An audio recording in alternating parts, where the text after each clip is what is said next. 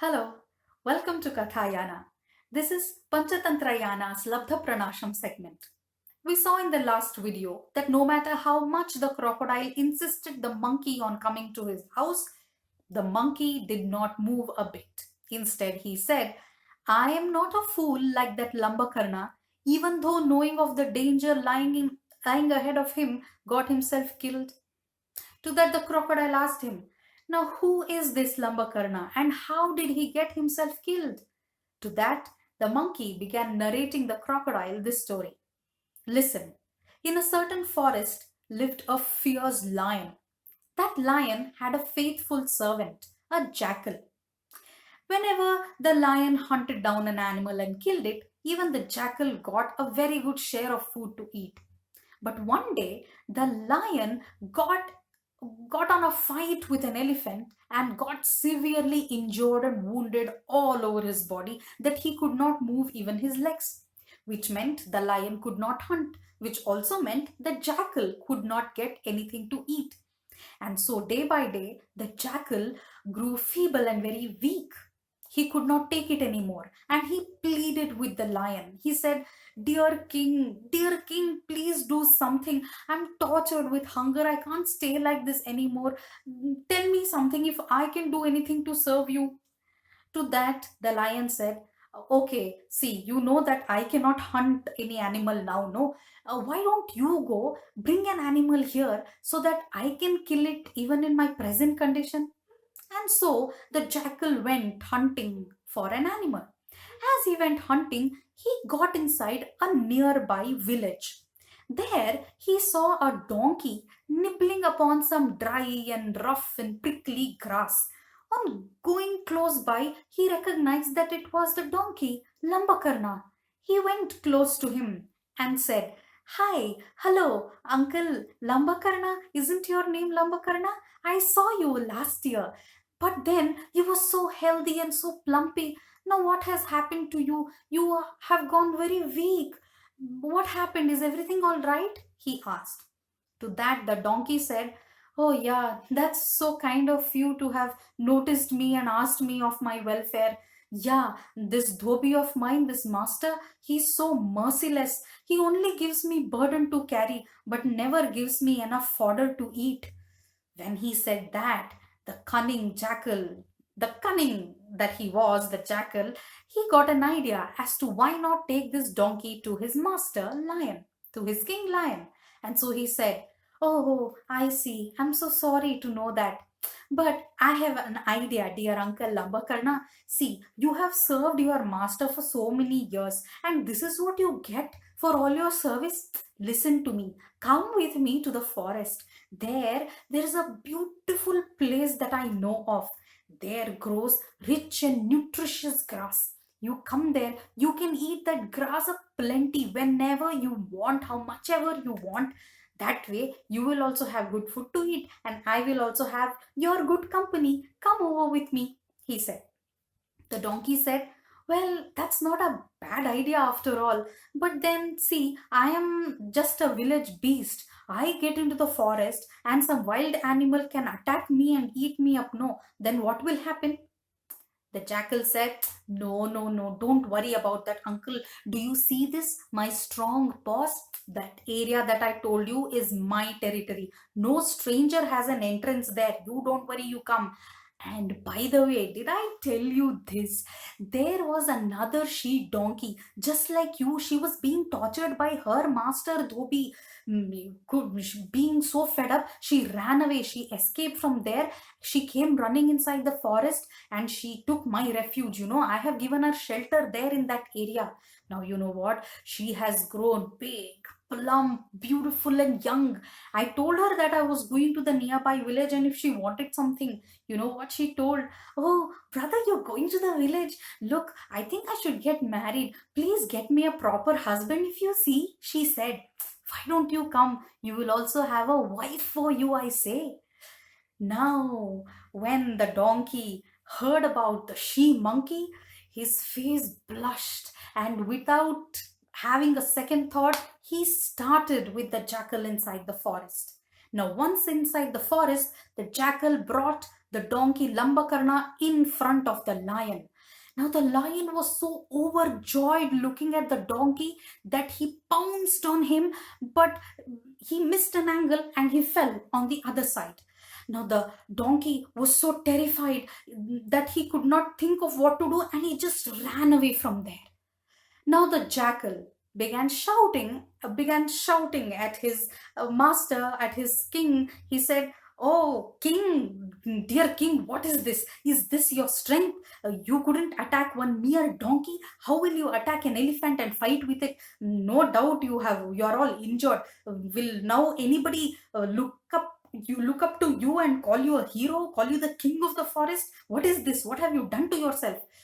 To that the lion said, "Oh, hold on, jackal, hold on. I know. See, looking at that donkey, I was really overjoyed. I forgot that my legs were wounded, that I missed an angle.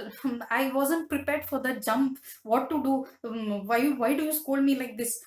To that the jackal said, okay, fine. Whatever has happened has happened. Now I'll go get that donkey here once again. Now this time you better be prepared for your jump, okay?" He said, and he left. He went inside the village. Now, when the donkey Lambakarna saw the jackal coming, he said, "Oh, come, dear jackal, come. What a beautiful spot you had promised to me. Where had you taken to me? What horrible creature that was. It pounced on me like a thunderbolt. What was it?" To that, the jackal laughed out. Uncle, what do I tell you? Array, what was that? It was that she donkey, none other than the she donkey I was talking to you about. She was so passionate, she was so overjoyed when she saw you that she pounced on you to embrace you, to hug you, and you got terrified and you ran away. When you were running away, I still called out to you, but you were not to listen. You just came running. See, after you came, you know what that she donkey told me? She said, "Brother, is that Lambakarna that you were talking about? He's so handsome. I am so much in love with him. Please get him to me. I want to marry him. I can't live without him." No, come on. She's starting to love you. She has fallen in love with you. Have mercy on her and come get married to her. Come on, he said. Now, again, the donkey Lambakarna fell into the trap, fell for the deceiving words of that jackal, and started with the jackal to the forest again. Now, this time, when the jackal brought the donkey in front of the lion immediately pounced. He had a calculated pounce this time. He jumped on Lambakarna, the donkey, held him, clenched him by his throat, and tore him to pieces. Narrating this entire story, the monkey said, "This is what I am telling you about, crocodile brother. That's what that fool Lambakarna did to himself. He lost his life even though there was a danger in front of him. But I am not like that fool. I have understood your intention. I know that there is a danger. I know I'm going to lose my life. Look, you have been so dominated by your wife that to fulfill her desire, you disregarded our friendship. I don't trust you anymore. Just go away. Don't ever come back. There is no point of you standing here anymore," he said very sternly. Now, the crocodile, listening to all of this and seeing how wrathful the monkey was, understood that there was no point at all for him to stay there and keep convincing the monkey anymore. And so he turned back to go to his house. Now, as he was going on the way, there was another crocodile which came swimming towards him. He came near him and said, "Oh, you're here. Where were you? I was searching you the entire day. Look, I have brought you a very bad news. I don't know how to tell you, but I have to tell you this. Your wife, I think she was starving and she has died." And just a few minutes later, some other stranger crocodile came. He saw your wife's dead body, threw her body out, and he has occupied your house now. um, I didn't know how to say this, but I had to tell you. "Okay, I'm so sorry this happened to you," he said, and he went off. Now this crocodile was deeply saddened. Oh, What has fate got me? My wife, she has gone. She has gone forever. She finally starved herself to death. And there, I lost the trust of a very good friend of mine. And the only property that I had, even that has been trespassed by some stranger crocodile. Oh, what do I do? Where do I go? Whom do I go to ask for help? He only began thinking. He kept asking him the same questions. He stood there in the same place for a long time, but he did not get any solution or any answers. His mind was really very blank. Then, all of a sudden, an idea struck him.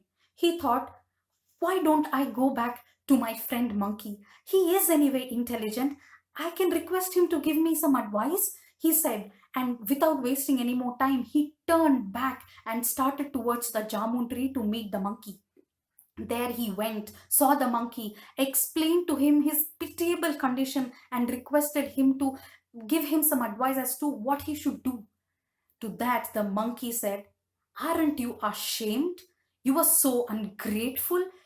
You disregarded our friendship and you still come here asking for my advice. I will never give you an advice. Go away. To that, the crocodile requested. He said, look, brother monkey, I'm aware that I have done mistakes which you cannot forgive. They are unforgivable, I know that. But once, just some time back, we were very good friends, isn't it? Can you just value that? Think about that. And just for once and for the last time, help me out, please. To that, the monkey softened a bit. He said, okay, you say it's a crocodile, right? Then go and fight him. Take back your house from him. You know, there is a saying, bow to the most superiors. Challenge the heroes. Those who are incompetent, involve them in some way so that they are happy. But with equals, always fight it out. Now the crocodile asked, oh, what are you speaking in these riddles? Explain to me, I don't understand. So the monkey began narrating the crocodile a story. That story is coming up in Panchatantra Yaana's Labdhapranasham segment's last video. This is Lakshmi. I will see you all there.